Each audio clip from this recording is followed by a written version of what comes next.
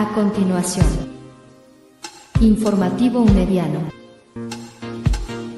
Este programa es apto solo para unedianos. Este es un espacio creado por Educación a Distancia CR.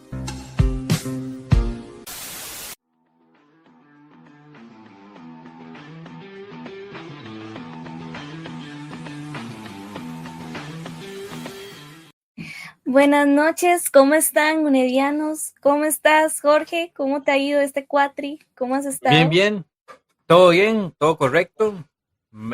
Y ya no he pasado Semana Santa y ya no he visto, bueno, no sé si quienes han visto la película de los 10 mandamientos, ya he pasado por las 10 plagas, me ha dado gripe, diarrea, me ha dado de Ya todo, estoy pero yendo bueno, tanques.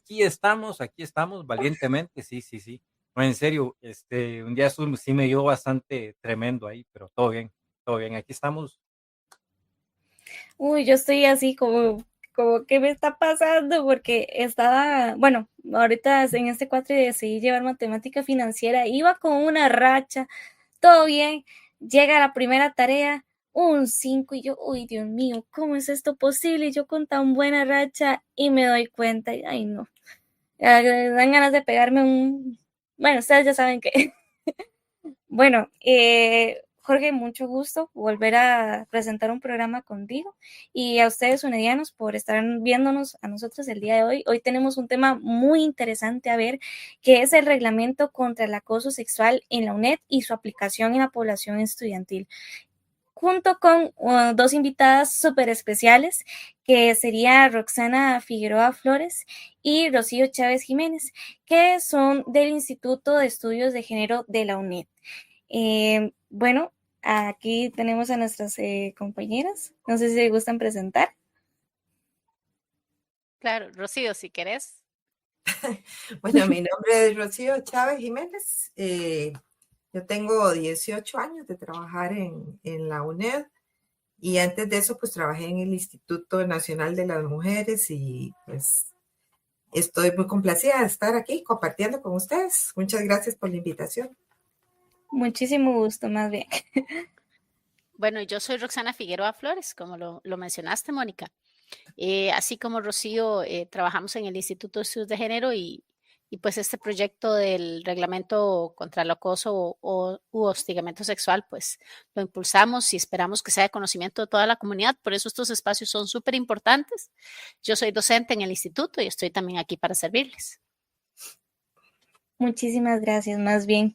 Bueno, antes que nada, antes de iniciar con este tema tan interesante que a todos deberían importarnos, bueno, gente, dejen su like a este programa, dejen en sus comentarios dudas que tengan de lo que vayamos a hablar, expongan situaciones en las que ustedes digan, uy, ¿cómo se aplicaría en este caso?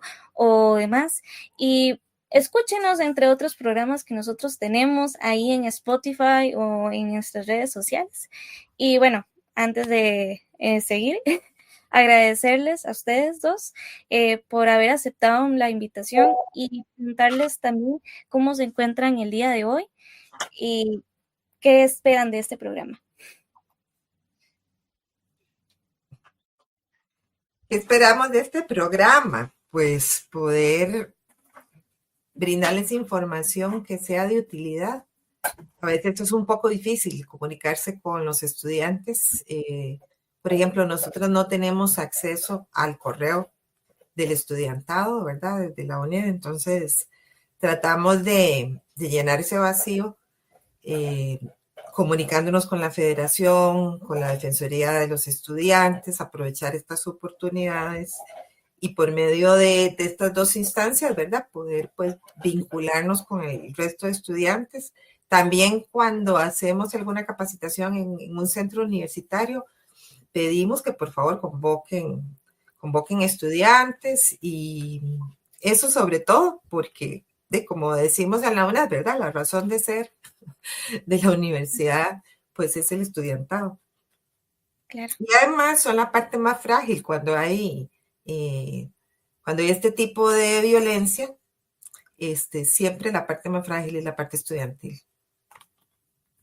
Así es, a mí me parece también muy importante, Mónica, eso que preguntas, Pues en realidad nosotras estamos aquí por ustedes, ¿verdad? Esa es nuestra finalidad. Como dice Rocío, son la parte más vulnerable y nosotras somos creyentes del efecto multiplicador, ¿verdad? Del que nosotras les podamos contar a ustedes y a las personas que lleguen todo lo que los instrumentos de defensa que tienen cuando se sufren situaciones de este tipo. Tal vez ustedes propiamente no lo sufran, pero alguien a quien conocen sí, y entonces esa voz que camina, ¿verdad? Son maneras un poco más directas en las que nosotros creemos que podemos llegar antes de información colgada en una página web, etcétera, ¿verdad? Entonces, queremos particularmente que comprendan que es un problema de todos y de todas. Es decir, que este es un conflicto institucional en el que ustedes también son parte importantísima y que son también corresponsables de lo que suceda. A veces el estudiante nada más llega, se sienta, recibe la clase y se va porque cree que eso es lo único que tiene que hacer. Y no es cierto. Todos y todas somos responsables del ambiente de paz que estamos llamados a vivir, ¿verdad? Ahora y en la sociedad en la que estemos. Entonces, pues más bien aquí el tema es, ¿por qué no hacemos esto más a menudo, verdad? ¿Por qué no conversamos más un poco? ¿Por qué no llegamos más a más y más estudiantes, verdad? Claro. Bueno, me parece excelente que esperen tanto de este programa. Esperemos llegar a esas expectativas. Y bueno, ¿qué les parece si vamos de lo general a lo específico?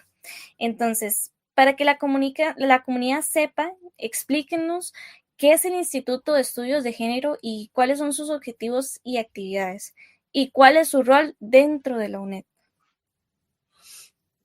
Eso es todo el reglamento del instituto.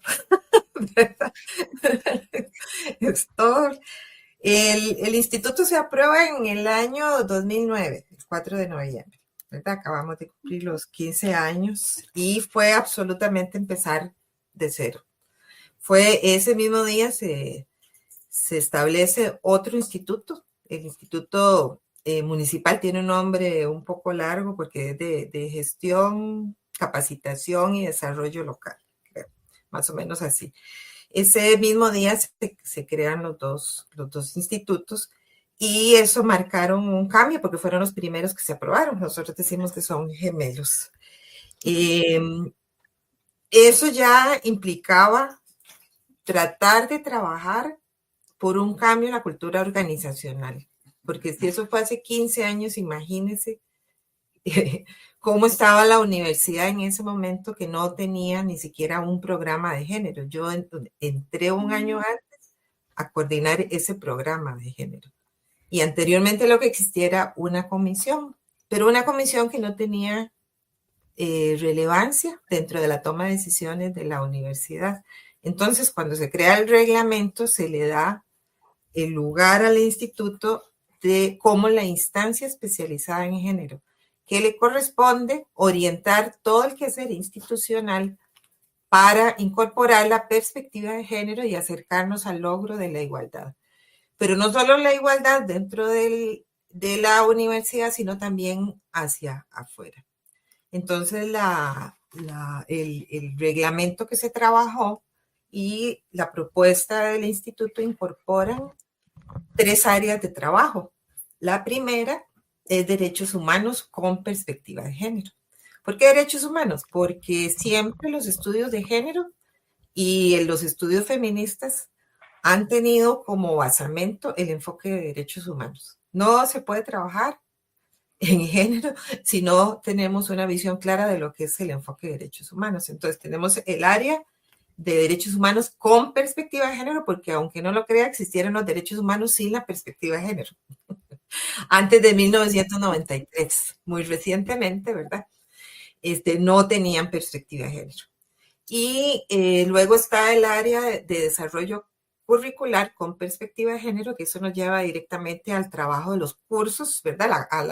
Al diseño de los cursos, hacer este tipo de transversalización de la perspectiva de género, de la teoría de género, en todo lo que es la currícula universitaria.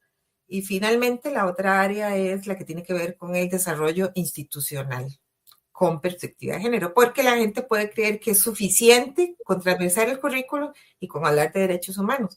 Pero si tenemos contradicciones dentro de la misma universidad, en la gestión universitaria, como por ejemplo que existieran menos mujeres en puestos de poder y 2 o 3 veces más de hombres, ¿verdad? En los puestos de toma de decisiones, ahí hay desigualdades de género que tienen que medirse. Y la medición de esas desigualdades se hace cuantificándolo en brechas de género. Entonces, también por eso es importante hacer estos estudios de identificar cuáles son las brechas que hay dentro de la UNED en la parte de organización institucional, ¿verdad? Entonces ahí vemos que las desigualdades de género hay que estarlas monitoreando. Tiene que hacerse la utilización de la investigación como la herramienta más importante en este tipo de transversalización. Entonces, una función muy importante del instituto, aparte de este monitoreo y del cambio de la cultura organizacional, es el desarrollo de la investigación para poder detectar todas estas desigualdades. Ahí tratando de hacerles un súper resumen. Si no quedó algo claro, me lo decís para ampliarlo un poquito, ¿verdad? Claro, súper de peso, se escucha todo y bueno, saber que no solamente es la UNED, sino que toda empresa que conozcamos o institución también se basa en ello y que, bueno, como tú decís, es algo tan reciente que no tengo las palabras específicas como tú las dijiste, que la perspectiva de género no se tenía a la hora de valorar la igualdad, o eso por lo menos fue lo que yo entendí. Sí. Y esto obviamente nos deja sin una perspectiva, entonces es como que callamos una voz o varias voces al no tener en cuenta esto mismo. Entonces, sí, definitivamente creo que necesitaríamos más de un programa como para aplicar o ver todo lo que puede hacer este instituto en sí. Tal vez para retomar lo que vos dijiste, porque efectivamente es ponerse los anteojos violeta, ¿verdad? Que llamamos, ya que el violeta es el color que ha utilizado el feminismo para los movimientos de mujeres y feministas, ¿verdad? Para identificarlos. Eso de ponernos los anteojos violeta, que es la incorporación de la perspectiva de género, nos hace ver la realidad de manera diferente. Porque en la sociedad está muy normalizada la discriminación por razones de género y la violencia por razones de género. Entonces, como vos decir, es analizar qué tan igual es la igualdad que se está proponiendo, ¿verdad? Porque no es lo mismo la igualdad que se declaró o que se expuso en la primera Declaración de los Derechos del Hombre, porque además se llamaba así, ¿verdad, Roxana? La Declaración de los Derechos del Hombre, que no incorporaba los derechos de las mujeres. Y como te digo, fue hasta 1993 que se entiende la expresión más amplia de igualdad, incorporando la igualdad de género. Entonces, sí, muy bien, te felicito. Ahí lo captaste muy bien, sí. Gracias. Muchísimas gracias, doña Rocío. Y parece que había un reglamento anterior. Y bueno, ustedes han hecho un trabajo arduo que, bueno, yo me imagino que es un trabajo de meses, de mucho tiempo. Entonces, de eso que había antes a lo que ustedes elaboraron, crearon, ¿cuáles son esas diferencias? Uh-huh. Tal vez, Roxana, estás apagada. Sí. Sí, gracias. Sí, Jorge. Bueno, Mónica, así como decía Rocío, el analizar todo con una perspectiva de género es tratar de que no quede nadie fuera del barco, ¿verdad? En el avance es que veamos las condiciones particulares de cada cual y ¿verdad? De cada persona. Y también es importante agregar ahí que en realidad la discriminación surge cuando la persona tiene contacto con ese entorno, porque la discriminación es a raíz de las barreras que nosotras y nosotros mismos como sociedad ponemos, ¿verdad? A raíz de eso empiezan a darse los espacios de discriminación. Y entonces, ahora que menciona Jorge qué teníamos y qué tenemos ahora, quizás hay que hacer una antesala y decir que, pues sí, hemos tenido un reglamento y tenemos un reglamento, porque el nuevo todavía pues, no ha entrado a regir formalmente, pero teníamos algo que funcionaba también para tutelar derechos y que realmente fue un logro en su momento, fue algo, un hito para la universidad que no existía y además es algo que responde a una obligación de la universidad para con el Estado y que el Estado costarricense asumió frente a la comunidad internacional, ¿verdad? Nosotros en Costa Rica tenemos una ley contra el hostigamiento sexual, ¿verdad? La 7476, que fue la que obligó a todas las instituciones públicas y a las empresas privadas a contar con un reglamento interno. Entonces, la universidad pues se puso la camiseta en su momento, Rocío y otras compañeras lideraron ese primer gran paso, ¿verdad? Y fue el reglamento con el que se ha venido trabajando, algunas reformas que se le han hecho, pero que bueno, ya tenía sus añitos. Y en ese momento fue una lucha.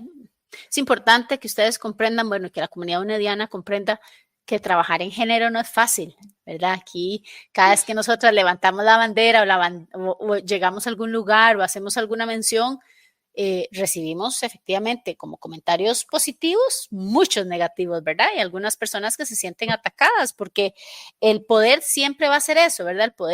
El poder cuando siente que le mueven el piso, reacciona agresivo o violento, ¿verdad? Entonces, no es una lucha de meses, es una lucha de años lo que llevamos, ¿verdad? Y lo que ha sido y estamos seguras que va a seguir siendo así. Entonces, bueno, lo que bien mencionaba Rocío, tenemos un reglamento, todavía el del 2012, que es el que nosotras, todavía, ¿verdad? El 2012, ¿verdad, Rocío? ¿En qué año? 2012, sí. Tal vez Sí.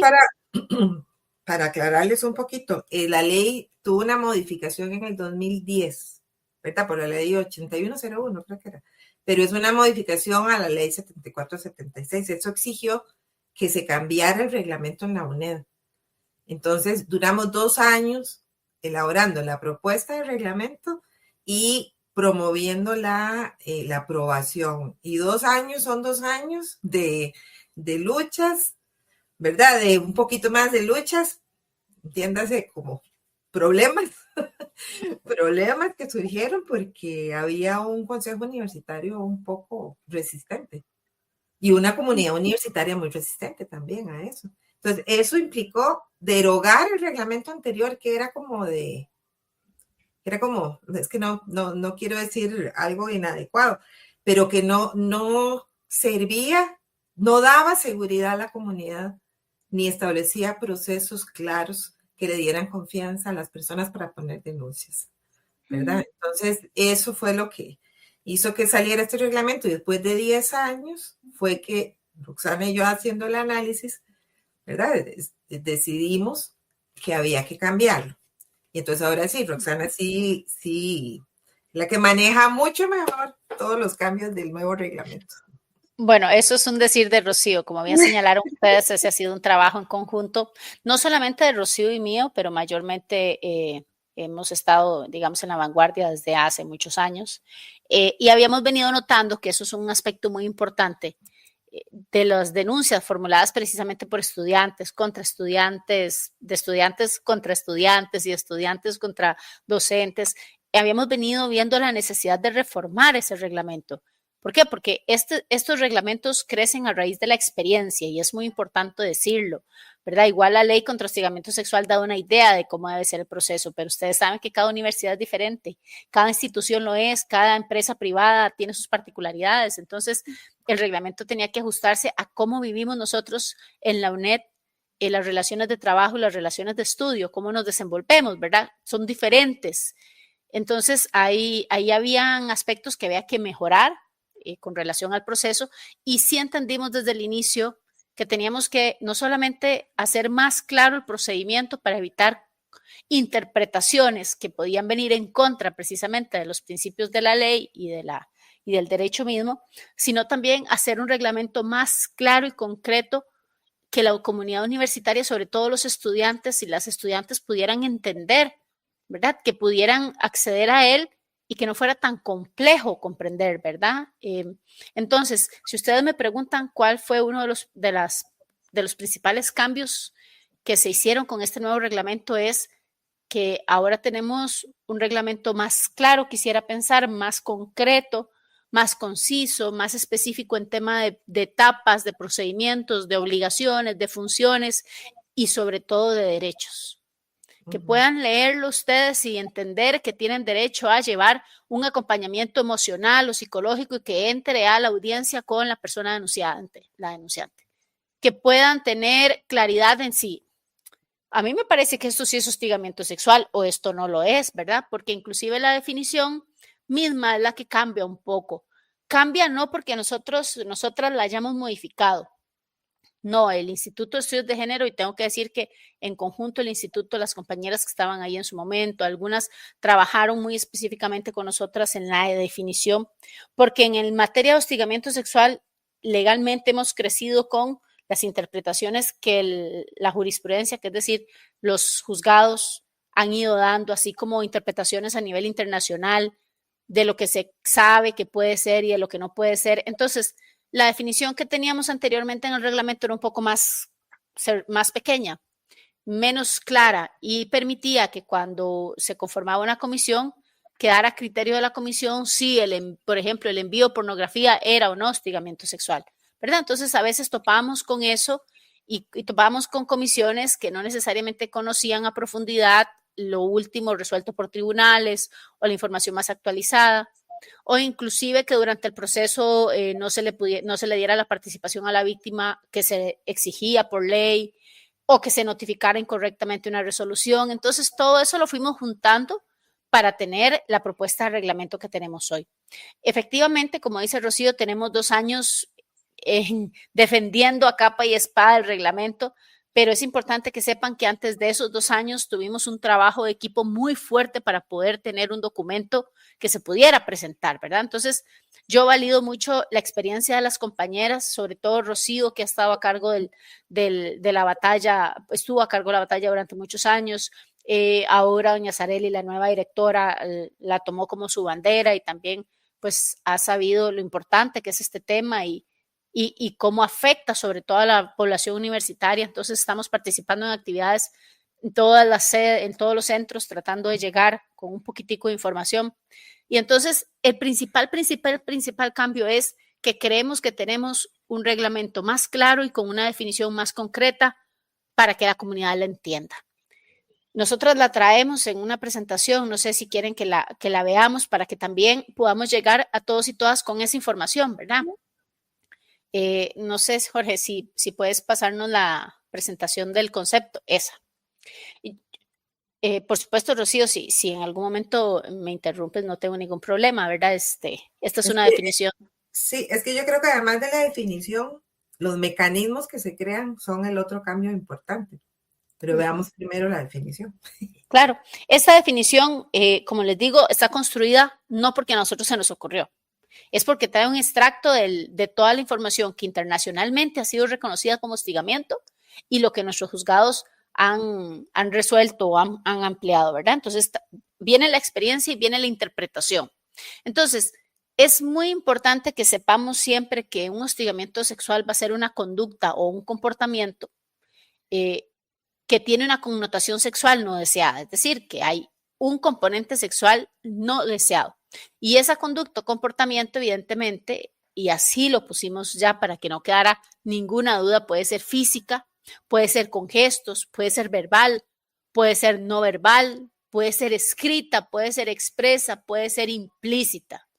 ¿Por qué tuvimos que dejarlo muy claro? Porque la violencia sexual que se manifiesta en el hostigamiento también puede ser transmitida a través de correos electrónicos. Y la virtualidad, contra todo pronóstico, no vino a ponerle fin al hostigamiento sexual, sino que la persona hostigadora ha encontrado muchas otras maneras de la mano de la tecnología para continuar hostigando. Entonces, teníamos que dejarlo muy claro desde el inicio. Ahora, siempre, siempre, siempre esta conducta o este comportamiento tiene que tener esa connotación no deseada. Es decir, no me gusta, no la acepto. Porque entonces ahí es a donde me dicen, muchas veces nos reclaman, bueno, pero es que ¿y si yo le mando flores a mi novia, ya eso es hostigamiento sexual? O yo le mando un regalo a mi novio. No, en el momento en que es deseada por mí y aceptada, eso no es hostigamiento sexual. Es algo que yo no quiero y que yo no acepto, que además me genera molestia, sumisión, ofensa. o que afecte la dignidad de quien la recibe.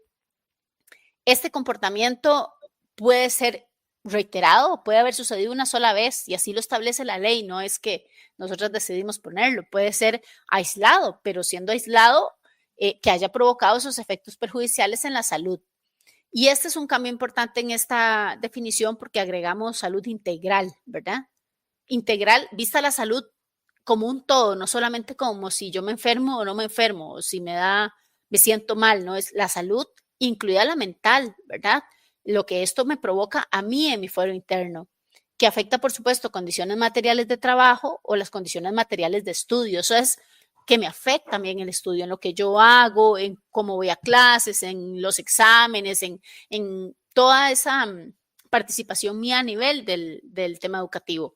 Por supuesto, en la salud ocupacional y en el estado general de bienestar personal de la víctima. Ese es un hostigamiento sexual que afecta todo lo que hace la víctima a nivel educativo y que por supuesto la va a afectar en su desarrollo, digamos, familiar y laboral, pero internamente dentro de la universidad, ustedes como estudiantes en su condición de estudios, ¿verdad? Quiere decir que en lo que ustedes hacen en nuestra universidad, en la carrera, en el curso, en la materia, en el examen, en el proyecto, etcétera. Entonces, esta es una definición estrella en el nuevo proyecto, en la nuevo reglamento, es la que se aprobó y es con la que nosotros quisiéramos poder llegar a toda la comunidad unediana, ¿verdad? Yo creo que es bastante clara.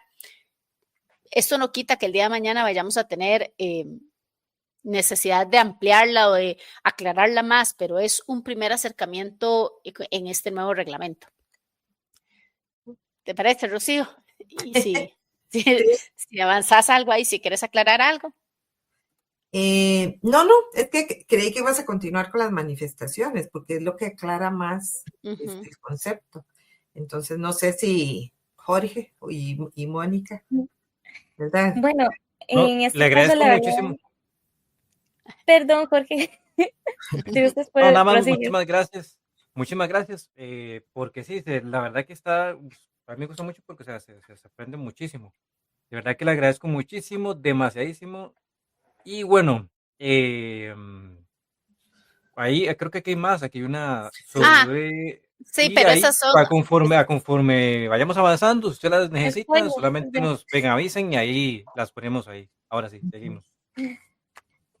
Bueno, la verdad de todo lo que ustedes nos han hablado, me imagino que ha sido nadar contra corriente, porque es cambiar el pensamiento de muchas personas que querían, pero es que esto yo siempre lo he tenido, pero es que no está bien que lo tuvieras. Entonces, es como en esa parte de, uy, es que mi privilegio y ahora resulta que estaba sometiendo el derecho de otra persona a ser esa persona, ser libre y demás. Entonces me imagino que fue nadar contra corriente en esa parte. Me imagino que fue una lucha muy pesada, porque sé por experiencia que toda lucha de género uno tiene cuestionamientos propios de si está dirigiéndose al lado correcto o no. Entonces, la verdad es muy admirable por esta parte. Y bueno, prosiguiendo con las preguntas, yo sé que ya nos hablaron un poquito de lo que incluye el reglamento, pero quisiera saber si nos podrían hablar de detalles más específicos y ver cuál es el ámbito de aplicación de que sabemos que es con el estudiantado, pero también qué es como las medidas a aplicar para ello.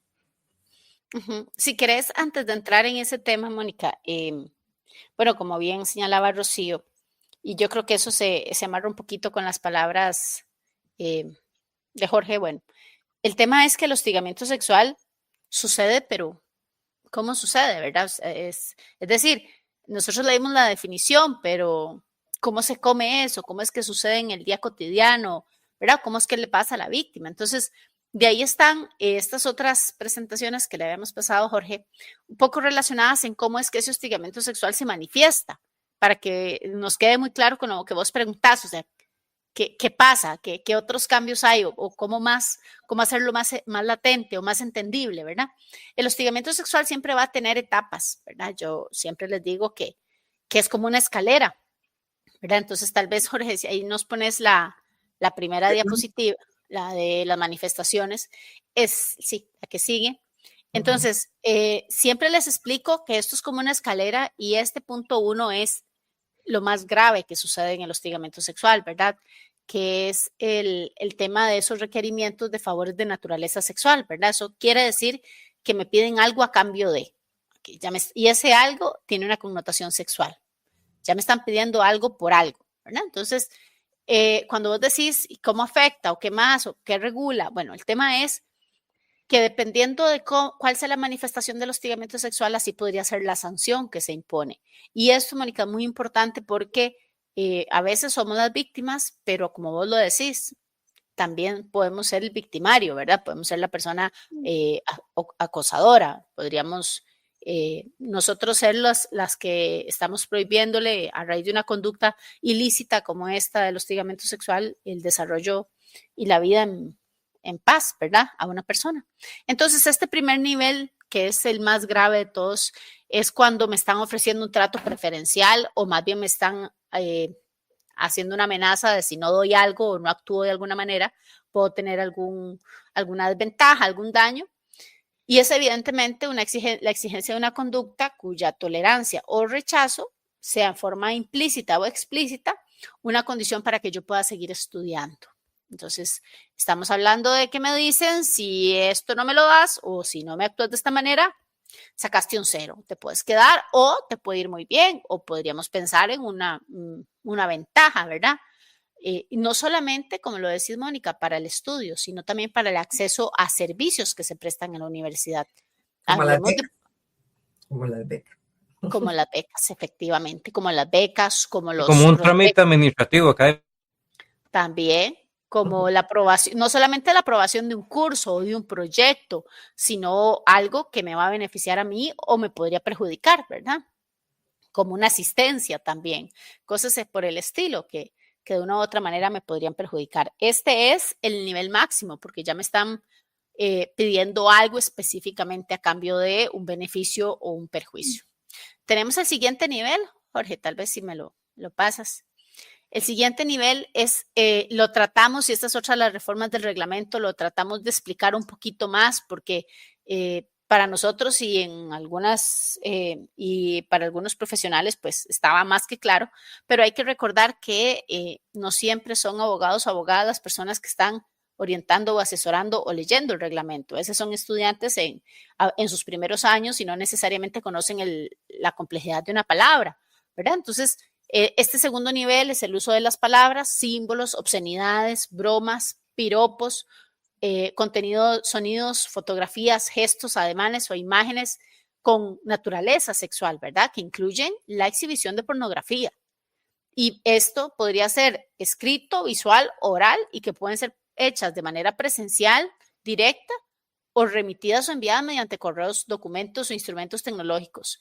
Todas estos símbolos, obscenidades, bromas, palabras, etcétera, deben de resultar hostiles, humillantes y ofensivas para quien las reciba. Reitero ahí que es con naturaleza sexual, porque si no la tiene, entonces evidentemente es una falta de respeto, podría haber un procedimiento disciplinario, ¿verdad? Por la conducta ofensiva, pero no es hostigamiento sexual. Entonces ese es un aspecto muy importante de lo que hace diferente esto de cualquier otra cosa que pasen, porque muchos estudiantes me dicen, pero si yo le falto el respeto a la otra compañera y le digo tal y tal cosa, entonces yo les digo, no, evidentemente eso va en contra de sus obligaciones como estudiante, como persona dentro de la universidad, pero no necesariamente es hostigamiento sexual. Habría que valorarlo. El tercer nivel, por supuesto, serían esos acercamientos corporales o conductas físicas de naturaleza sexual, indeseadas y ofensivas para quien las recibe, ¿verdad? Esas palabras, esos acercamientos que son no deseados, ¿verdad?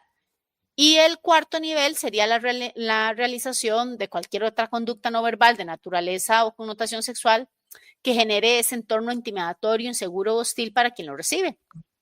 Así como esos intentos presuntos, ¿verdad? Esos intentos de comunicación no deseados con contenido sexual o que pueden ser presuntivamente románticos, porque ahí es donde se esconden muchas de las personas agresoras. Es que me gustaba y entonces yo más bien estaba tratando de echar el cuento, pero no, esos tipos de conductas son completamente diferentes a cuando hay un rechazo claro de mi parte, ¿verdad? El decir no y como dice la manita, yo digo no, es muy importante para determinar el hostigamiento sexual. Y dejando claro que ese no necesariamente es verbal, ¿verdad? Sí. Un sí disfrazado. Sí, no como la canción de Ricardo Arjona, ¿verdad? Yo digo no porque es un sí. Hay distintas maneras de decir que no y no necesariamente es con las palabras. Puede ser también con los actos, puede ser que me retire, puede ser con que yo no le quiero contestar a usted esos mensajes, ¿verdad? ¿Qué necesidad hay? Entonces, ese es el no que es ofensivo, que responde a conductas que son ofensivas o humillantes. Estos son los niveles, digamos, más fuertes. El que sigue, porfa. Déjame, sí. Devolvete un momentito. Sí, ahí, digamos, para cerrar con la definición, vamos a explicarlo desde el punto de vista más teórico, tal vez, pero que es el fundamento de esto, ¿verdad? El hostigamiento sexual es la forma más invisibilizada de violencia de género, porque es más aceptada, ¿verdad? Que hacer una broma, un símbolo. De hecho, hay personas que preguntan, ¿pero por qué se enoja si le estaba haciendo un piropo? Si lo que quería decir, mi gesto o el sonido que yo hice es que está muy buena, ¿verdad? O que está... Entonces, eso que no se detienen, aunque haya un no, eso se da porque hay una relación de poder. Y generalmente, en la mayor parte de los casos, más o menos de un 90, ¿verdad? A 10 o más de un 90 a veces, quienes son los que acosan son los hombres. Entonces, ahí es donde se puede ver cómo funcionan las relaciones de poder entre los géneros. Y eso tiene que ver con una construcción de la masculinidad que ven a las mujeres, desde la cual se ven a las mujeres como objetos de placer. Entonces, hay una construcción de masculinidad que es la que explica por qué más del 90% de los casos el hostigamiento sexual es ejercido por hombres, mayoritariamente a mujeres, pero también es importante el porcentaje de hombres que acosan a hombres, ¿verdad? El donde hay mujeres que acosan a otras mujeres, otros hombres, es menor que este resto de casos. Entonces, aquí lo que es importante de entender también es que hay una construcción social que legitima que esta masculinidad se acerque a las mujeres desde el punto de vista de la inferiorización de las mujeres como un objeto de placer. Y todo esto es un bombardeo que se da en toda la sociedad. Eso está legitimado y normalizado en muchísimas instancias y dimensiones de nuestra sociedad. Entonces, aquí es importante que ustedes, como estudiantes, entiendan que entre el profesorado y el estudiantado hay una relación de poder obvia, ¿verdad? Hay una relación de poder obvia, pero que también hay relaciones de poder entre los mismos estudiantes. Entre los mismos estudiantes, sea hombre o sea mujer. Si es un estudiante, por ejemplo, que está en la federación de estudiantes, ahí está en un rol de poder donde puede utilizar esa posición para acosar sexualmente a una funcionaria, a una estudiante que dependa de una beca también. Por eso puse el ejemplo de las becas, porque el ejemplo de las becas se ve mucho en el estudiantado. Cuando empiezan, ¿verdad? Con esta parte a pedir algunos favores, algunas cosas, por la experiencia que hemos tenido, yo les puedo decir que eso es bastante común, ¿verdad? Desde la situación de poder, sea la que sea, y a veces, en la mayor parte de los casos es por género, pero en ocasiones se da dentro del mismo género precisamente por una posición de poder en la que estén algunos. Y también se da dentro del profesorado o dentro del funcionariado administrativo, ¿verdad? Es lo mismo, en realidad nadie se salva. En realidad todo el mundo puede ser objeto de hostigamiento sexual. Sí, muy, muy importante tal vez ahí agregar con ese tema a lo que dice Rocío. La materia es propia, es decir, tiene su propia regulación. El hostigamiento sexual no se atiende como se atiende un proceso de acoso laboral o como se atiende un proceso disciplinario diferente. Aquí tenemos un procedimiento específico que hay que seguir al pie de la letra. ¿Por qué? Porque así lo establece la ley y convenciones de índole internacional. Entonces, sí hemos tenido procesos en donde han sido, como lo dice Rocío, en algunas ocasiones el estudiante es una persona hostigadora y tenemos otro estudiante que es la persona víctima, ¿verdad? Sí los hay y lo que más nos ha costado es tal vez que entiendan que este es un proceso especial, ¿verdad? Entonces, es un proceso donde yo tengo que demostrar que de lo que a mí me están acusando, yo no lo hice, ¿verdad? Y la víctima tendrá su prueba, pero la persona denunciada tiene un espacio de defensa y es en ese espacio de defensa donde debe de defenderse, no después de tener una resolución, no después de que fue sancionado o sancionada, ¿verdad? Entonces, como lo decíamos, es un procedimiento y es un procedimiento que hay que seguir. Este aspecto que señala Rocío no es tan profundo doctrinario, sino que es efectivamente algo muy importante que tienen que entender todos y todas. Que no creo que haya mejores palabras para decirlo que lo que señala mi compañera en ese sentido, ¿verdad? La comunidad estudiantil efectivamente es de las más afectadas, pero también puede ser la que afecte a sus otros compañeros o compañeras. Yo inclusive he conocido situaciones en donde una persona estudiante acosa sexualmente a una persona docente, ¿verdad? Entonces, no necesariamente, como bien lo dice Rocío, se da solamente entre que el superior para con el inferior. El ámbito de aplicación aquí es que puede suceder entre iguales, horizontal, puede suceder de inferior a superior, de superior a inferior. Entonces, todos podemos ser víctimas de hostigamiento sexual y además todas y todos podríamos ser hostigadores sexuales indistintamente de si soy la profesora o soy la estudiante. Y también podría suceder, como lo señalan, para personas que están recibiendo servicios de parte de la universidad. Por ejemplo, el tema de que la universidad vende cursos, ¿verdad? A comunidades o da capacitaciones a comunidades. Una de esas personas podría ser la afectada y podría ser afectada por lo que dice solamente por lo que dice la persona estudiante o por lo que dice la persona encargada del curso. Entonces, cuando hablamos de un ámbito de aplicación, efectivamente, Mónica, ese es uno de los cambios más grandes que trae este reglamento, porque para nosotros estaba implícito en el anterior que así podía ser, pero no todo el mundo lo entendía igual. Entonces hubo que hacer una pequeña aclaración ahí de que el hostigamiento podría darse en esos sentidos, ¿verdad? Entre pares, entre superiores a inferiores, entre inferiores a superiores y entre personas que reciben servicios de la universidad. Todo eso lo incluimos ahora dentro del reglamento. Un aspecto además importante que señala sobre cuáles son los cambios es ese, el papel de la víctima y nuestra obligación de brindarle la tutela efectiva a una persona que está siendo víctima de una situación de este tipo. ¿Cómo se da esa tutela efectiva? Bueno, es que el Estado costarricense ha asumido compromisos a nivel internacional de darle las herramientas y de tutelar a las víctimas para que puedan defenderse en un proceso justo, en un debido proceso, con todas las condiciones legales, etcétera. Entonces, el principal cambio que trae, uno de los principales cambios que trae este nuevo reglamento es la incorporación de la figura de una instancia que sirve de fiscalía para apoyar a la persona víctima, desde la figura de un abogado o abogada y desde la posición de una colaboradora que puede ser con experiencia en psicología, ¿verdad? Que sería la que le dé el acompañamiento emocional y la contención a esta nueva víctima. Entonces, esta nueva instancia que se crea es en la que confiamos nosotras que pueda ser la mano derecha, la sombrilla que va a proteger a la persona víctima y la que la va a apoyar durante todo el proceso, porque necesitamos hacer que denunciar no salga tan caro, que no sea la víctima la que tenga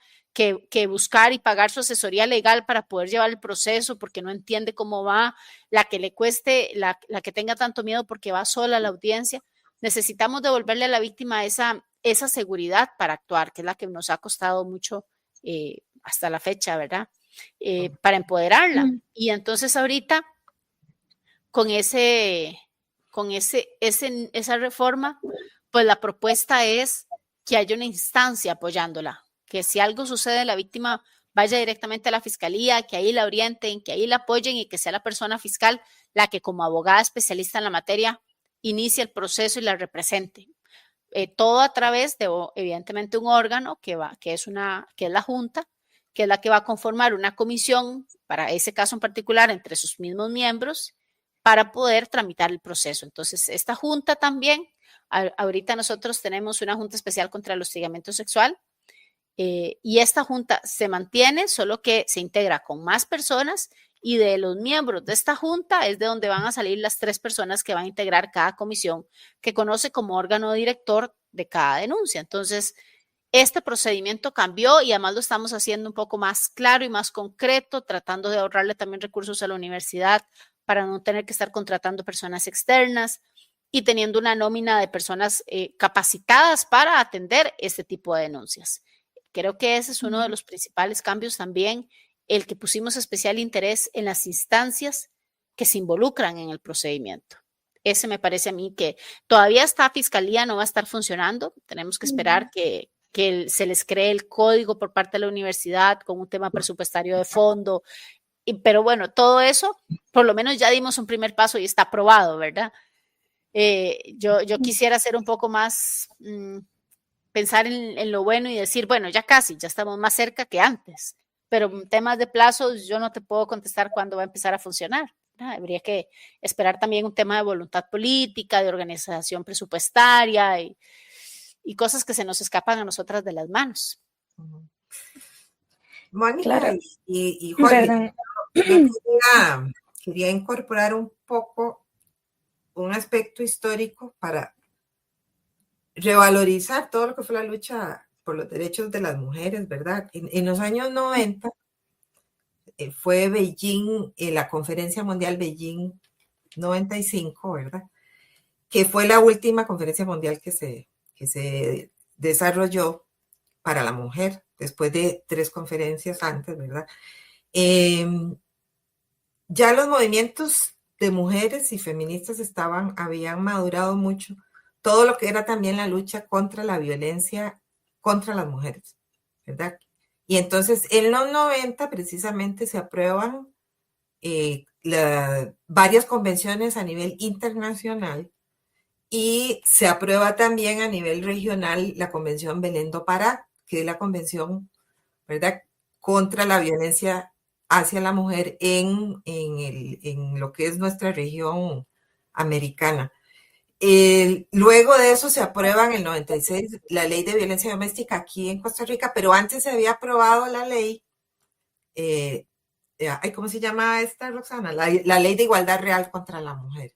Entonces, veamos que es una lucha, o sea, lo que estamos viendo ahora es un piquito, ¿verdad? Una punta del iceberg de todas las luchas que vienen desde la primera ola feminista, desde la primera ola que la podemos ubicar, de cuando se empezaron las luchas por los derechos humanos también. Entonces, son muchos años de estar trabajando porque se reconozca que la violación, que cualquier intento de violentar los derechos de las mujeres, se están violentando los derechos humanos. Y ese enfoque, esa falta de enfoque era la que hacía falta. Entonces, en la primera ley que salió en el 95 contra el hostigamiento sexual, y yo les explicaba, no brindaba una verdadera protección ni un verdadero mecanismo que diera confianza a la gente para poder acudir a ese mecanismo, ¿verdad? Ya en la ley que se da en el 2010, se empieza a afinar cuáles son los mecanismos y afinar precisamente, ¿verdad?, este derecho a vivir una vida libre de violencia. Y eso nos pasó a nosotros también. Con el primer reglamento, después se vio que en el segundo ya podíamos avanzar, profundizar un poco más en lo que son realmente los derechos de las personas víctimas, mayoritariamente mujeres.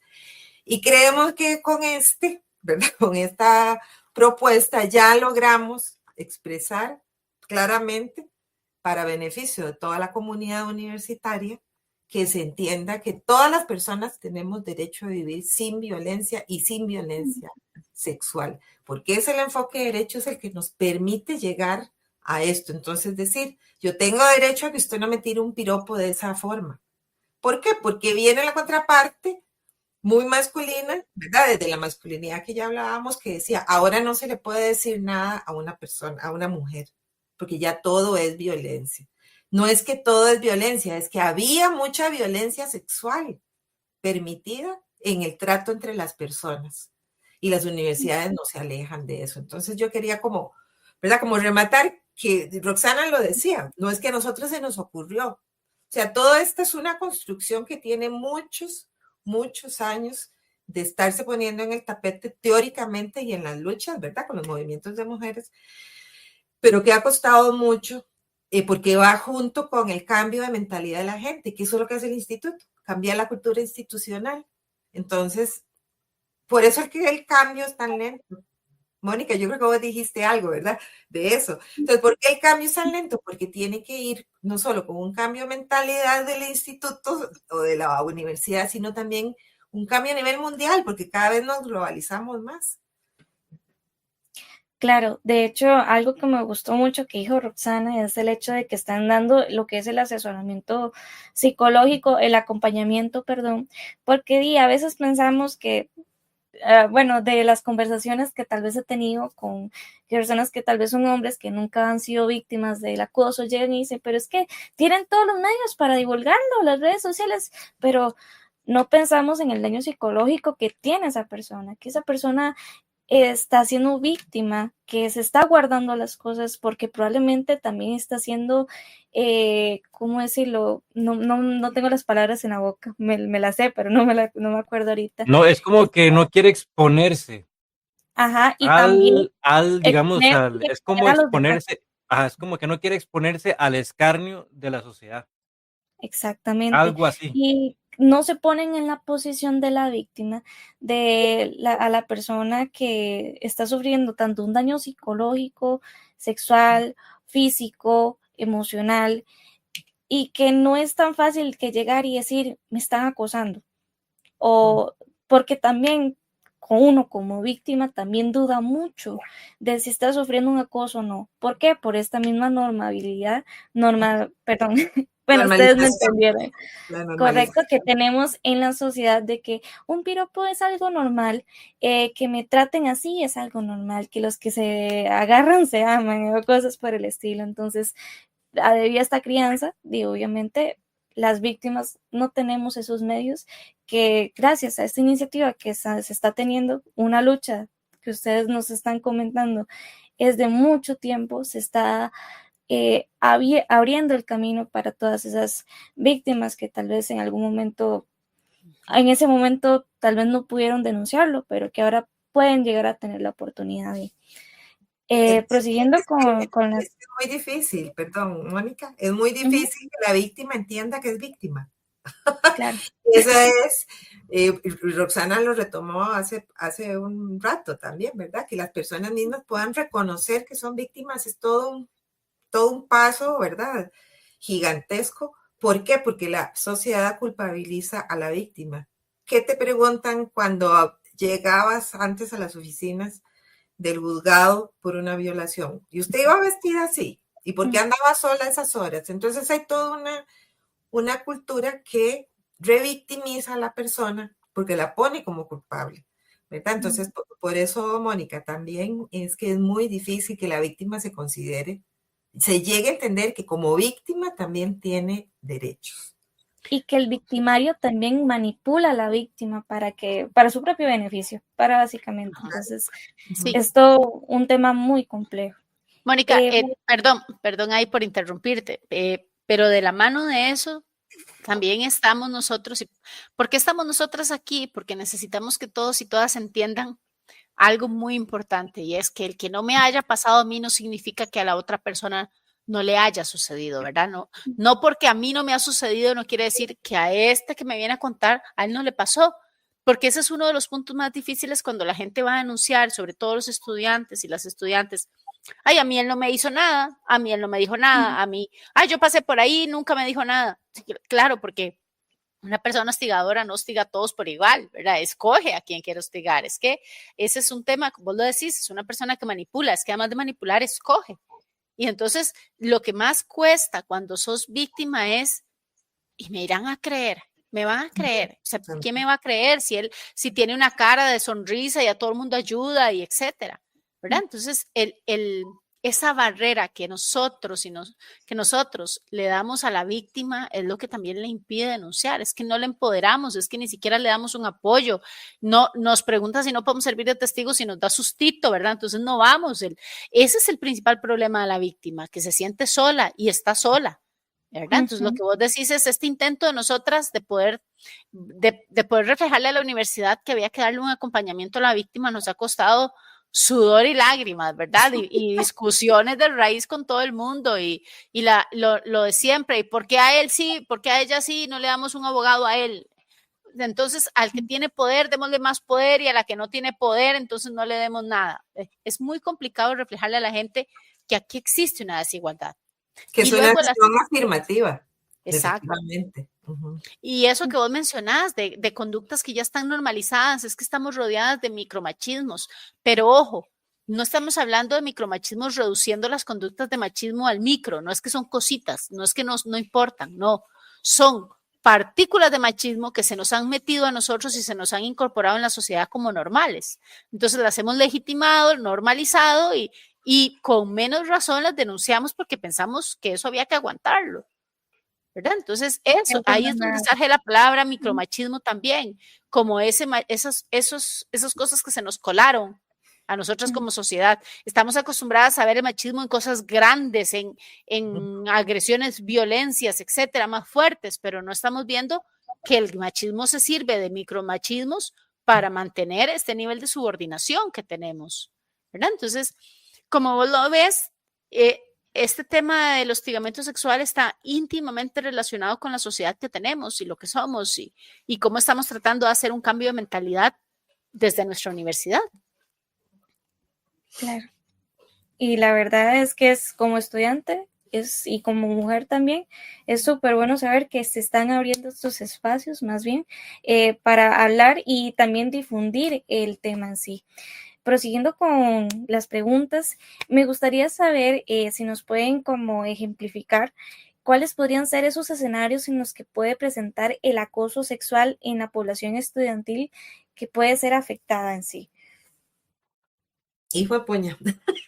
Eso está como, mira, yo lo que te puedo decir es, y quizás para redondear, para entrar desde lo más grande a lo más pequeño, ve.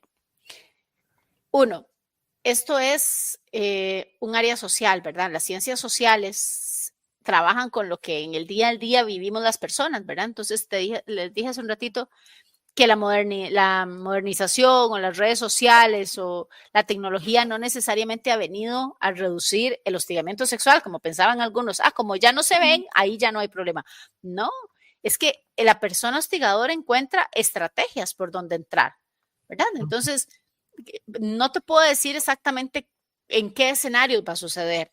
Lo que te puedo decir es qué es un hostigamiento sexual y qué no, según la ley y lo que nosotras agregamos de conceptos. Y también te puedo decir que puede suceder en todos los escenarios y que ustedes como estudiantes lo pueden sufrir desde el primer día de clases hasta el último día, haciendo su proyecto final de graduación, presentando un examen.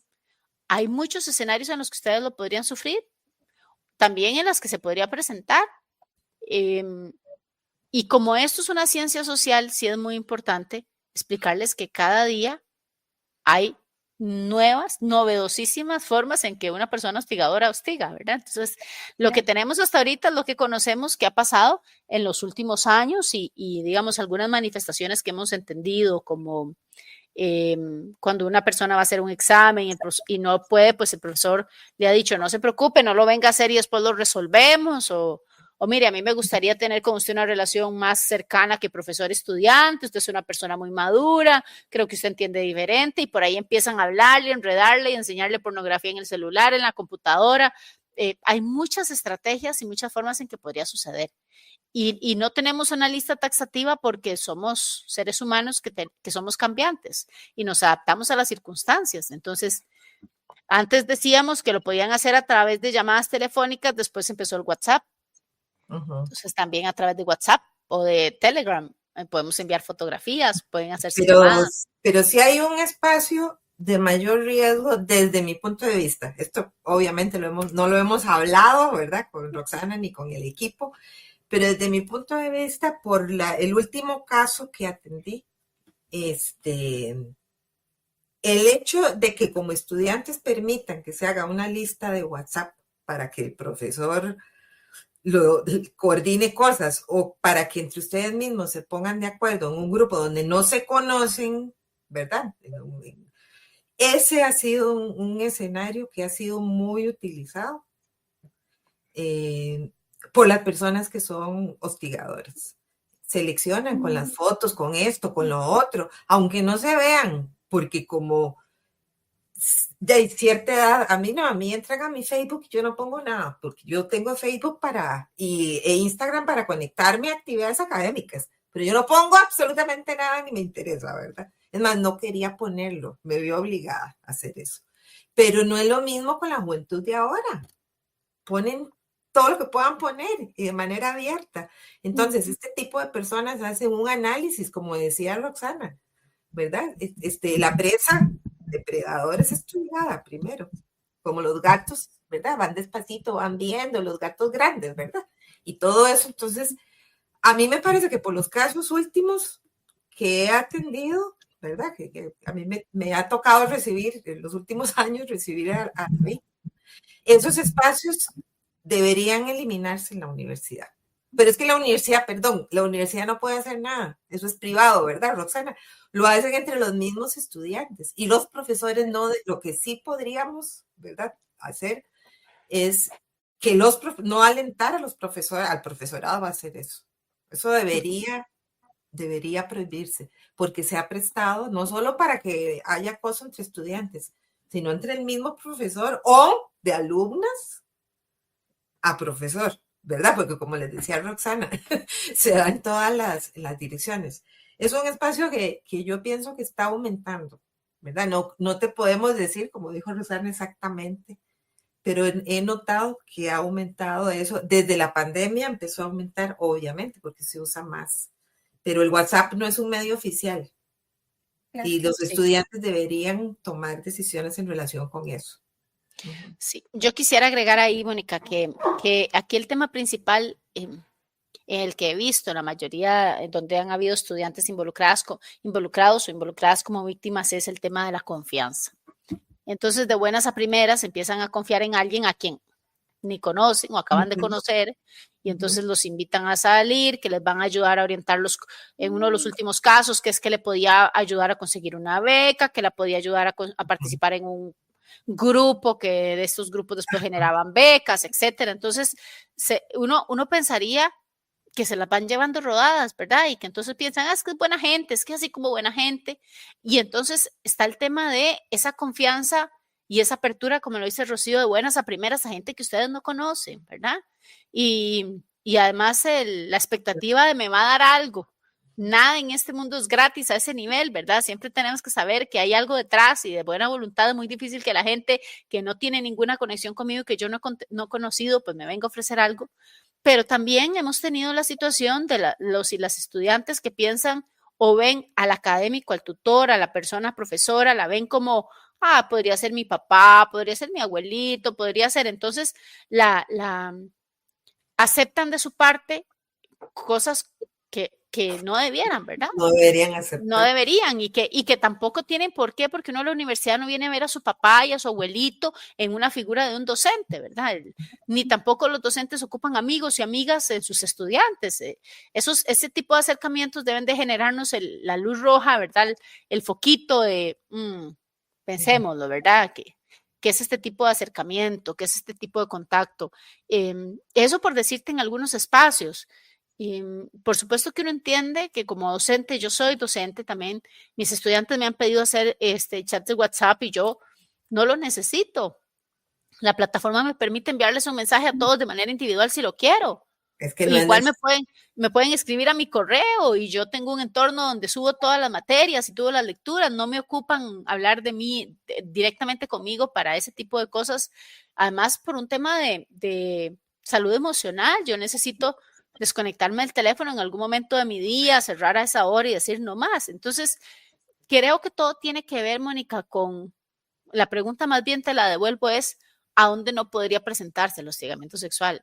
Hay mil y un escenarios, a nosotros nos interesa el académico y ustedes como estudiantes tienen el deber para con ustedes mismos de abrir los ojos y decir, yo no necesito eso.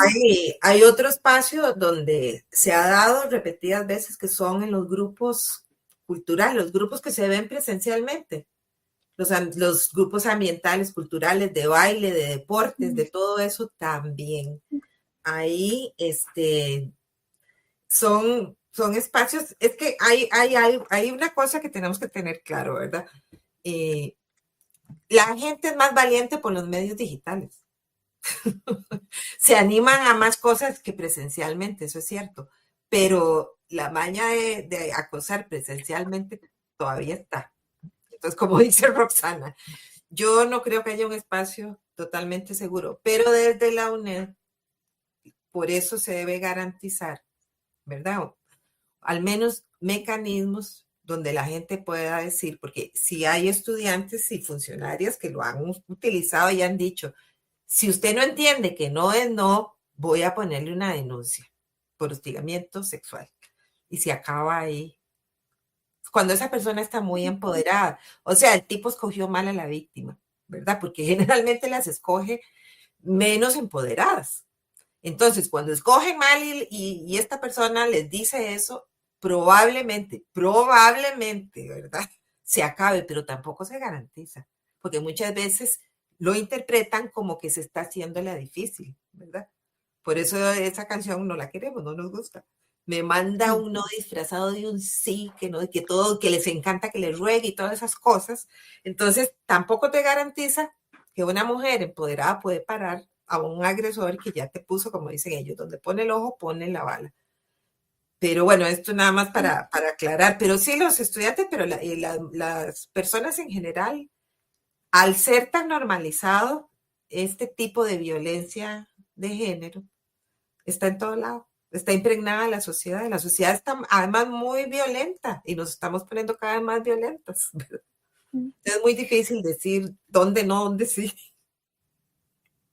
De hecho, bien, bueno, pensándolo un poquito más, tal vez, puede ser que estos mismos agresores o estas personas que van buscando víctimas realmente no tengan éxito a la primera, probablemente fueron con 1, 2, 3, y como esos 3 no le hicieron caso, a la cuarta y le pegaron al gordo. Entonces, ¿qué pasa? Que es que eso se podría haber evitado si la primera lo hubiera denunciado. ¿Qué pasó ahí? Es justamente eso que ustedes estaban diciendo de que puede ser que a mí no me pase, pero a otra persona sí. Y tal vez en ese momento yo le puse el alto, pero puede ser que otra persona no le pueda poner el alto a esa persona. Sí, es que entonces, no todo el mundo puede denunciar, corazón. O sea, hay gente donde hasta su salud se pone en riesgo por pasar por un proceso de denuncia. Tal vez que nos ayude con eso, ¿verdad? Sí, ahí es muy importante, Mónica, el tema de la victimización y la revictimización. Como lo dice Rocío, algunas personas están más empoderadas que otras para denunciar. Todas pueden legalmente denunciar, pero no todas están en la misma posibilidad física, anímica, psicológica, mental, emocional, etcétera, de hacerlo. Entonces, bien lo decís vos, yo a veces les digo cuando estoy en las capacitaciones con los estudiantes que, bueno, usted puede decidir que no lo voy a denunciar, no voy a presentar la denuncia, la verdad es que me puso un 7 y ya con un 7 yo pasé y mejor ya me deshice este curso y ya no voy a anunciar. Pero ¿qué te asegura que no te lo vas a encontrar en el último curso de la carrera o no va a ser del equipo examinador cuando tengas que hacer un proyecto, el proyecto final de graduación o alguna tesis o alguna investigación? ¿Quién no te asegura que te lo vas a encontrar más arriba? Digamos, para con uno mismo, ¿verdad? Y como bien lo decís vos y desde el inicio lo señalamos, nuestro interés es de enseñarles que esto es un conflicto institucional y que esto es responsabilidad de todos y todas.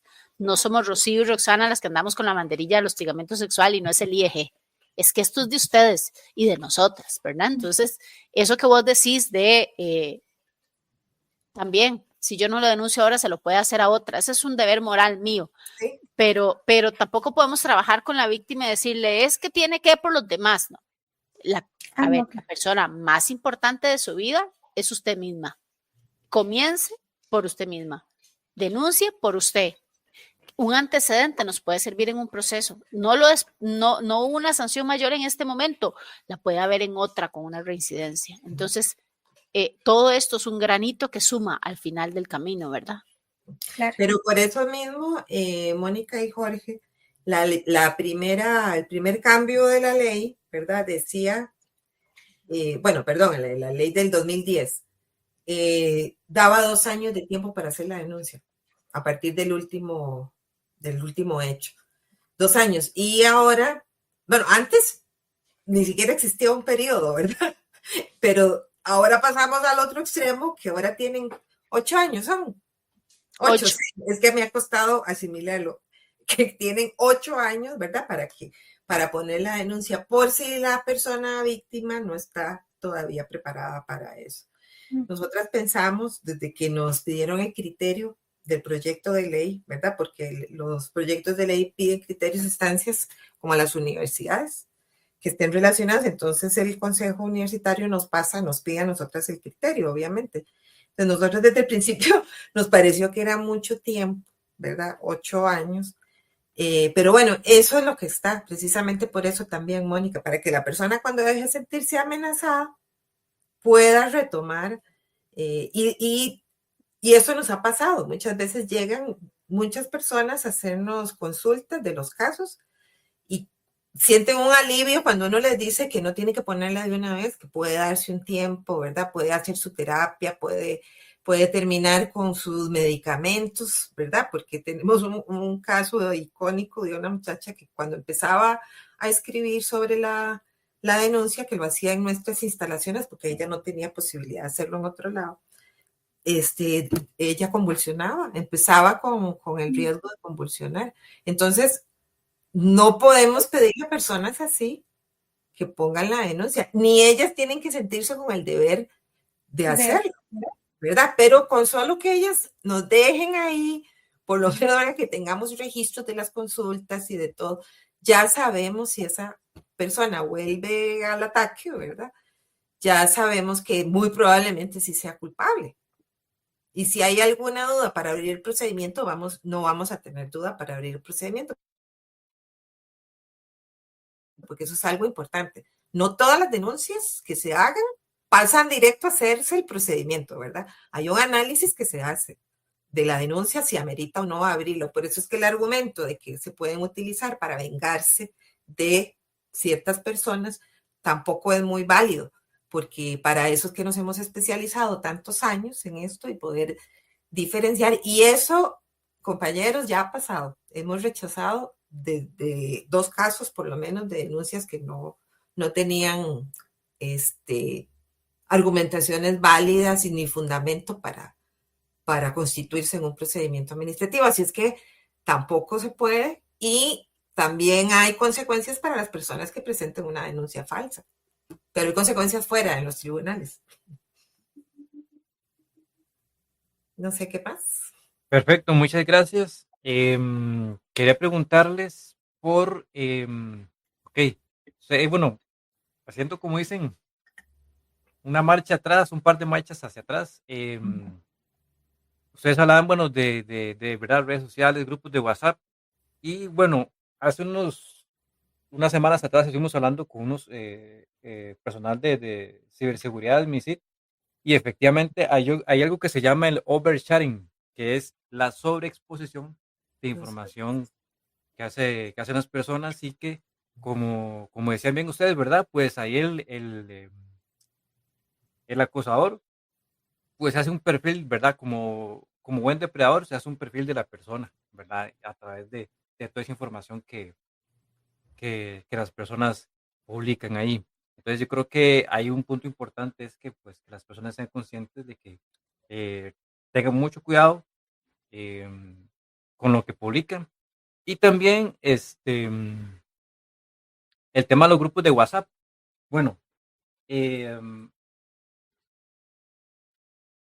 como decía, creo que era doña Rocío, perdón. Efectivamente así es, y yo le puedo confirmar eso. Efectivamente, digamos, se ha acrecentado muchísimo, ¿verdad?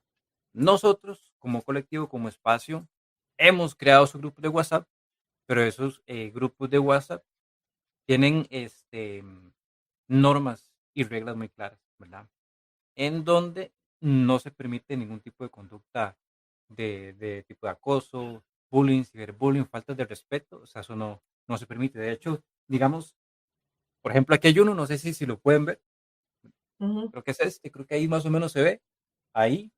Ujú. Y nosotros, en ese caso, específicamente ahí, tenemos reglas claras. ¿Por qué? Porque, bueno, es un medio en el que nosotros, al menos esa emisión, este directo, digamos, cuando empezó, yo la compartí por ese medio, entonces la gente entra ahí a verlo ahorita aquí en directo o lo ve después, o también, digamos, cuando se sube mañana a Spotify, ¿verdad? Pues ahí la gente recibe el enlace, lo puede escuchar Pero entre medio, Jorge, toma, Ajá. toma, etc. en ese grupo se Entonces, pueden ver los números de teléfono.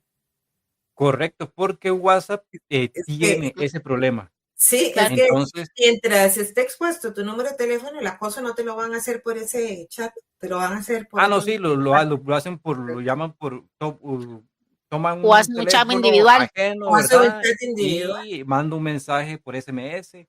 Entonces, pues nosotros dentro de ahí tenemos esas normas, esas reglas, ¿verdad? Y Sí, es hasta claro, donde pero podemos llegar, no existen en podemos ir más Facebook allá. también, Y en lo grupos otro, de Facebook y todo sí, también, pero y en igual, grupos de Facebook también, ¿verdad? Lo sí. bueno es de que Facebook es más robusto y tiene herramientas, digamos, un poquito más para regular ese tipo de cosas.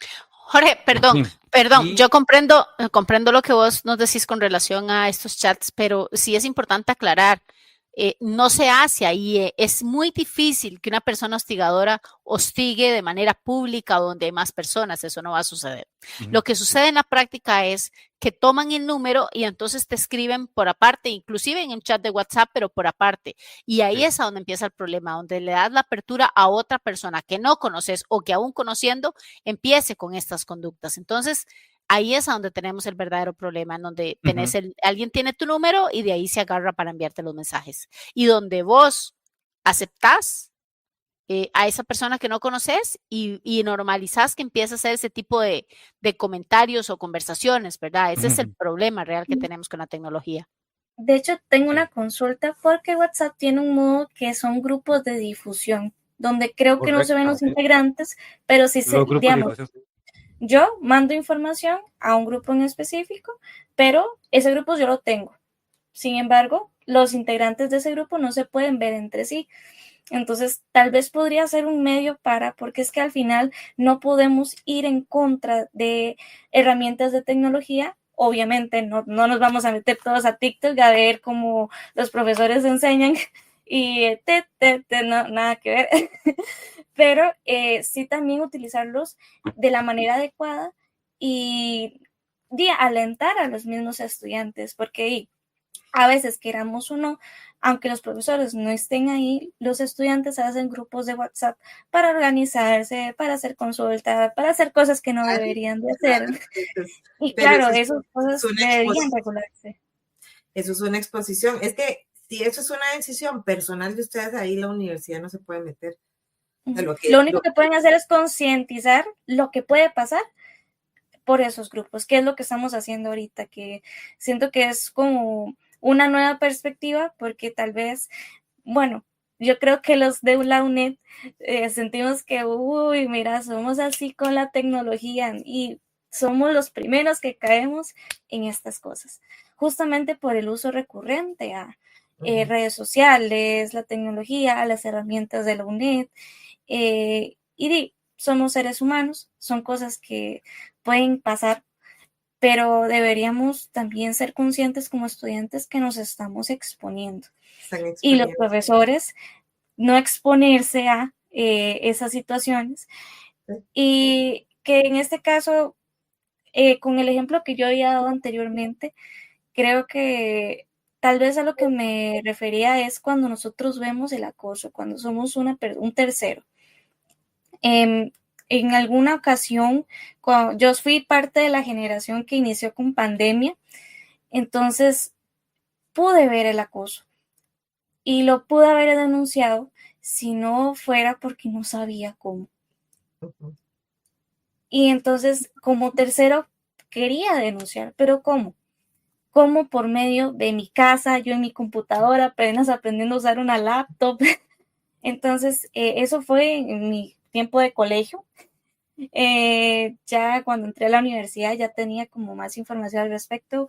Por dicha no me ha tocado ver o ser parte de o estar dentro de un tema de acoso o demás. Pero como tercero siento que ahí sí tenemos que ponernos la mano en el pecho y decir, pucha, es que esto no está bien. Y informar, porque como ustedes dicen, los antecedentes son clave también para iniciar estos procesos. Tal vez si sentimos que nos van a echar la culpa o que, uy, no, es que después me meten a mí, es que después la van a agarrar conmigo, probablemente sean las razones por las que no mucha gente lo informa, pero justamente estos espacios o que se hagan, bueno, ahí yo veo las UNS que hace la UNED de temas de procrastinación y demás, pero justamente de estos temas siento que por lo menos haría conciencia y dirían, bueno, hay esta chance de denunciar esto que viví o denunciar esto que vi. Como por así decirlo, como ver que las puertas están abiertas a.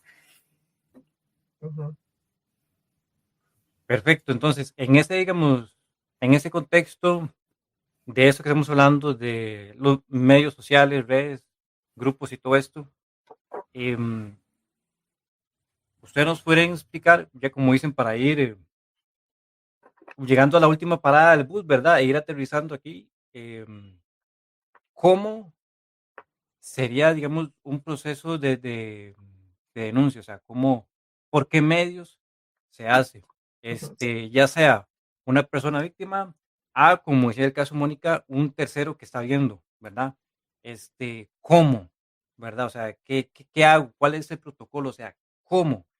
Em, ¿Cómo sería? ¿Cómo, digamos, por qué medio? ¿Cómo se iniciaría un procedimiento de esto? Gracias, Jorge. Bueno, primero, lo que tenemos que saber es que solo la víctima puede denunciar, ¿verdad? Formalmente presentar una denuncia solo la víctima, la persona víctima, y la denuncia no puede ser anónima. Es decir, tiene que tener rostro por un principio de defensa, ¿verdad? Y un debido proceso. En el nuevo reglamento, esta es un plus que agregamos, que fue precisamente, y así lo entendió el Consejo, eso fue muy bueno en su momento, que la persona que tiene conocimiento de que algo está pasando, en algún momento va a poder ir a esta fiscalía que se crea, y como quien dice, con el chisme, ¿verdad? Y decirle, fíjese que en la clase tal yo estaba presente cuando fulano le dijo sotano y a mí me parece que algo pasó. Entonces la fiscalía va a tener que investigar y ir a preguntarle a la víctima, bueno, eso pasó, es cierto, usted quiere denunciar, y siempre respetando la decisión de la víctima, ¿verdad? Claro. Una vez que la víctima está decidida a denunciar, entonces, o quiere asesorarse, por ejemplo, al inicio puede comenzar, si no está la fiscalía en ese momento, podrá recurrir al Instituto de Estudios de Género por ahora, ¿verdad? Para que la orientemos un poco y sepa cómo es el procedimiento. Y sí que está orientada, ella debe de formular la denuncia formalmente ante la Junta Especial contra el Hostigamiento Sexual. Se puede hacer por correo electrónico, se puede hacer de manera escrita, pero siempre va a tener que ser ratificada por ella y cumpliendo algunas, ratificada, no, firmada por ella y cumpliendo algunas condiciones y requisitos básicos, es decir, tiene que decir los hechos, tiene que tratar en medida de lo posible de individualizar a la persona que la hostigó sexualmente, ¿verdad? Presuntamente la hostigó, es decir, el nombre completo, si sabe el número de cédula o en qué área está trabajando, ¿verdad? O qué curso imparte. La prueba, si es que la tuviera, el tema de qué elementos probatorios tiene, y eso es un aspecto muy importante. Si los screenshots de las pantallas de los mensajes que les envían, los audios se pueden grabar. Entonces, si ya ustedes dijeron que no, sáquenle una captura donde le dijeron que no, por si mañana insiste y sigue molestando o tienen alguna repercusión por ese no que dieron, ¿verdad? También las personas que pueden servir de testigas para dar fe de que eso sucedió. Perdón, Roxana, es que esto es muy importante, vean, si ustedes pueden comunicarle al resto, al estudiantado en general, no borren los mensajes, por más feos que sean. Que yo digo, uy, no, qué asco, lo voy a borrar. No borren nada. Ya, perdón, era eso. Roxana. Y respáldenlo, porque nos pasa mucho con la gente que, ay, es que lo tenía en el otro teléfono. Se me borró el teléfono, voy a ver si a fulana que se lo pasé lo tiene. Y entonces, de verdad, Jorge, Mónica, ese es un llamado a la población universitaria, a los estudiantes. guarden las pruebas de todo, no solamente de esto, de todos los cursos, los exámenes, todo.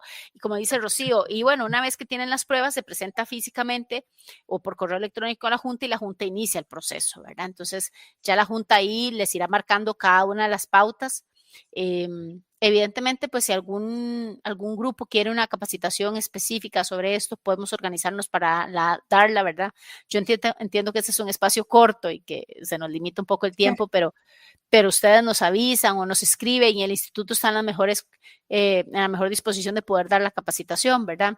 Y así comienza la denuncia, ¿verdad? Ese es un tema más complejo, pero así de manera sencilla, así comienza. Tenemos que hacer una parte 2, definitivamente. Sí, a veces pasa. No, cuando ya entre el reglamento, Ajá. podemos hacerlo. Bueno, ahorita deberíamos pasar por la parte de lectura de comentarios. Vimos que mucha gente se unió, nos saludó. La verdad, a todos aquellos que nos están viendo ahorita, muchísimas gracias más bien por interesarles este tema, por apoyarnos, por escuchar tanto a Roxana como a Rocío, que no sé si la palabra será correcta, pero son pioneras en este tema.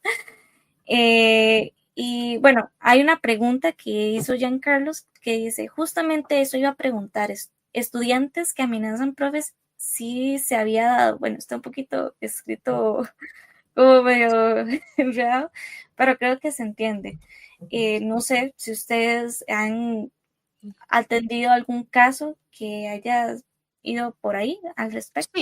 Sí, claro que sí. Yo sí tuve un caso donde la docente estaba siendo hostigada por un estudiante y en ese caso era de una zona rural, ¿verdad? Y en ese caso la persona que se encargaba del centro universitario le dijo a la docente que más bien se diera con una piedra por el pecho porque era muy buen partido.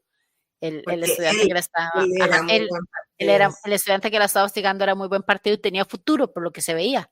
Entonces, que por qué se quejaba. Así fue. Ay, Dios mío. Es el ego, el narcisismo del agresor es ese. Y de pensar que porque yo soy la docente no puedo ser víctima de hostigamiento sexual, claro que sí puedo. Error. Uy, y hay no, algo que tenemos que tener claro, ¿verdad? Podemos ser acosadas por personas de nuestra misma identidad de género, ¿verdad? Que a veces confiamos mucho en que no y nos llevamos sorpresas, ¿verdad? También. Sí, es como abrir la mente y decir, no, es que si me está incomodando, si no es algo que me guste, si no lo estoy aprobando, de decir es no. hostigamiento. Exactamente. Muchísimas gracias, Roxana, Rocío, fue un gusto conocerlas. Espero que esta no sea el único programa en que los tengamos por acá. Jorge, muchísimas gracias también. No sé si quieres decir algo. Todo lo contrario, muchísimas gracias a mira, creo que doña Isabel estaba ahí, bueno, se retiró, pero muchas gracias a ella, la directora del Instituto de Género, doña Roxana, doña Rocío, muchísimas gracias, muy amables por darnos, pues, un poquito de su valioso tiempo y darnos a nosotros la oportunidad de poder vislumbrar esto, sacar esto a la luz. Y pues mi deseo más sincero es que las autoridades se pongan de acuerdo y pues den las mejores condiciones, ¿verdad? Para que se pueda aplicar. Y bueno, mucha gente que nos está escuchando aquí, que bueno, por cierto, ¿verdad? Esto, bueno, lo he mencionado antes, la gente lo puede escuchar en Spotify, ¿verdad? Entonces, pues ojalá que esto sea enriquecedor, que eso sea de verdad, que las personas pues se informen y pues, pues que sea que en alguna situación de estas, pues sepan a quién acudir. Y bueno, aquí a doña Roxana y doña Rocío, a sorpresa, ustedes en este programa, aquí los invitados son los que van a tener que hacer el cierre antes de darle el pase final. Comentarle a la gente así por encima de que, bueno, nosotros tenemos un programa que se llama Voces de la Comunidad. Entonces, en esas semanas, en esos días que vienen, pues nosotros nuestros canales, nuestras redes, le vamos a compartir a la gente pues cómo participar Y bueno, hay muchísimas opciones, muchas formas en donde las personas van a poder compartir sus experiencias como estudiantes, ¿verdad? Sus opiniones y demás sobre sus experiencias como estudiantes. Entonces, bueno, poco más a toda la gente que está escuchando esto y que está viendo esto. Y ojo, ¿verdad? Ahí mencionaron TikTok. Bueno, yo soy del dicho de que, bueno, mucha gente habla de un cierto modo con TikTok, pero bueno, al menos yo a título personal creo que TikTok pues es un canal, es una plataforma solamente. La diferencia la hace cómo es que usted lo utiliza y qué información vierte usted por ese medio. A veces hay muchos bailecitos, que el gato, que los perros, bueno, de todo, ¿verdad? Se ve infinidad de cosas, pero bueno, hay profesores de música, hay gente, profesores de matemática, de hecho, mujeres feministas también, ¿verdad?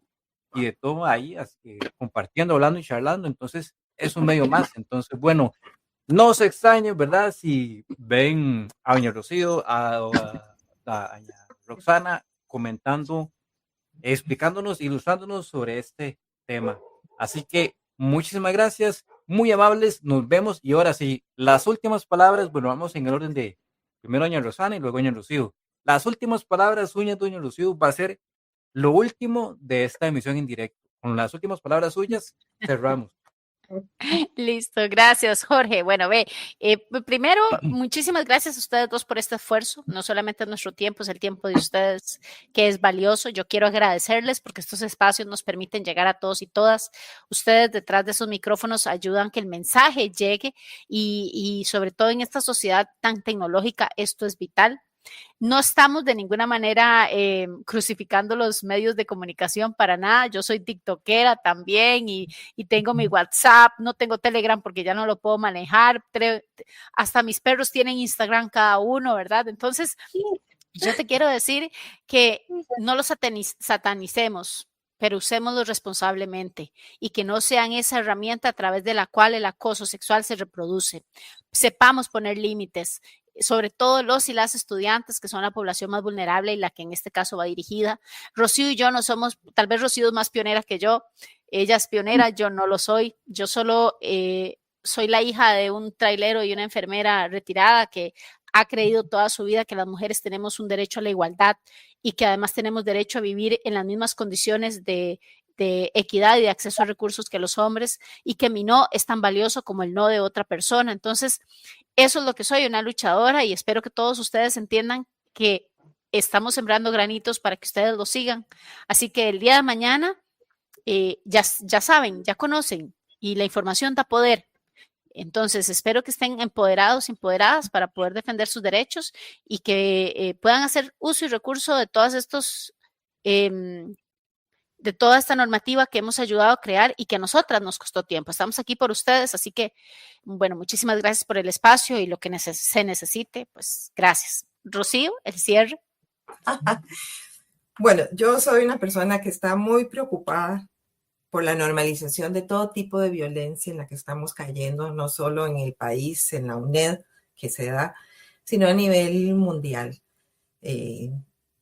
Tenemos que poner todos y todas nuestro granito de arena ante cualquier forma de violencia. Ya dijimos que la más normalizada es esta, ¿verdad? El acoso o la violencia sexual es la más normalizada porque es una de las principales armas que tiene y que ha tenido el patriarcado a lo largo de los años para subyugar y subordinar a las mujeres, simplemente colocarlas como un objeto de placer donde tenemos que estar a disposición, ¿verdad? De lo que quieran algunos hombres o algunos grupos de hombres. Tenemos que estar muy atentos y atentas porque estas formas de normalización de la violencia son invisibles. Entonces, así como les estamos pidiendo a ustedes, ¿verdad? Que con el estudiantado en general trabajen en estar atentos y atentas a que cualquiera de estas cosas ustedes vean, como decía Mónica en su preocupación de si yo lo estoy viendo, tal vez la institución y la ley no permite que se ponga una denuncia, que una denuncia sea puesta por un tercero, por una tercera persona, pero en ese momento uno sí puede hablar y decir, ¿qué le pasa? ¿Qué está haciendo?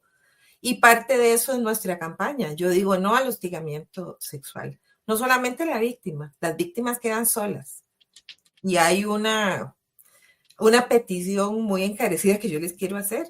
No dejen solas a las víctimas. Tenemos que ser valientes y servir de testigos y testigas. Es que no puede ser que muchos casos de estos se caigan precisamente porque no hay un verdadero posicionamiento del resto del asociado, de mis amigas o mis compañeras que por miedo no me van a acompañar como testigos. Entonces, es ese deber que tenemos de luchar contra cualquier tipo de violencia, denunciando, hablando. Eso no nos cuesta nada, no tiene valor económico. Así es que quiero terminar con esa expectativa de que uno no puede permitir delante de una misma hechos de violencia. Tenemos que manifestarnos en contra de eso. No tiene que ser, por supuesto, de manera violenta, porque si no estaríamos realimentando la violencia, ¿verdad? No se puede responder violencia con violencia. Pero bueno, hablamos de un tipo de violencia que es este, pero está involucrado entonces en una sociedad que se está convirtiendo muy violenta y que todos y todas tenemos la obligación de combatir y de denunciar y de hacer visible, de hacerla visible ante los demás. Y eso sería como lo que yo quería, con lo que yo quería terminar, que es una de mis grandes preocupaciones, ¿verdad? Muchísimas gracias. La verdad es que puedo decir que yo hoy aprendí un montón y bueno, vuelvo a decir nuevamente, espero verlas de nuevo en otro programa, seguirlas escuchando, seguir aprendiendo y al final no siempre esto va a ir cambiando porque nuestra sociedad siempre va cambiando igual y como ustedes decían, van creciendo las nuevas formas de acoso, pero igual están creciendo las nuevas formas de ir contra este mismo. Entonces, muchísimas gracias más bien por su tiempo. Y Jorge, no sé si te quieres despedir. Se nos fue Jorge.